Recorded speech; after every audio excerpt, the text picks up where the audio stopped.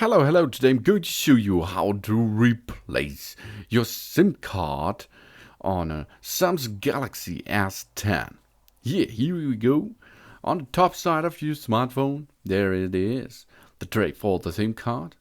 It is a double tray for Nano-SIM and microSD card.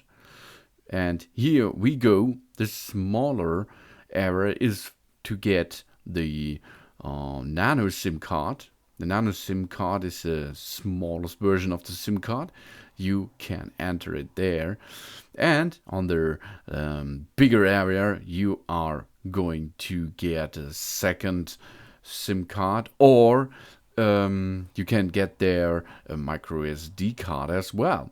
And then you slide back the tray into position, and then it's time for rebooting the system. You can choose now SIM card number 1, SIM card number 2, and then you can choose the SIM card as you like, and now the phone will perform a reboot.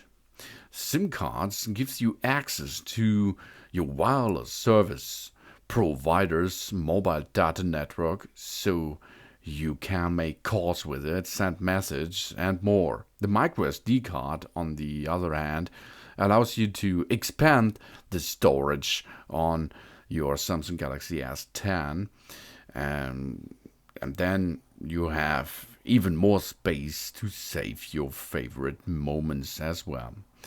And SIM cards are provided by your carrier or retailer. It is not at the phone inclusive, so you have to buy it at your local dealer, for example. The microSD cards are optional and must be purchased separately too.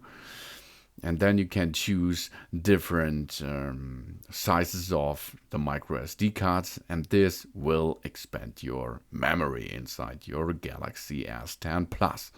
So it's easy, really easy. Inserting a Nano SIM and microSD card is really easy. The best choice is power off your phone and then insert the ejector tool.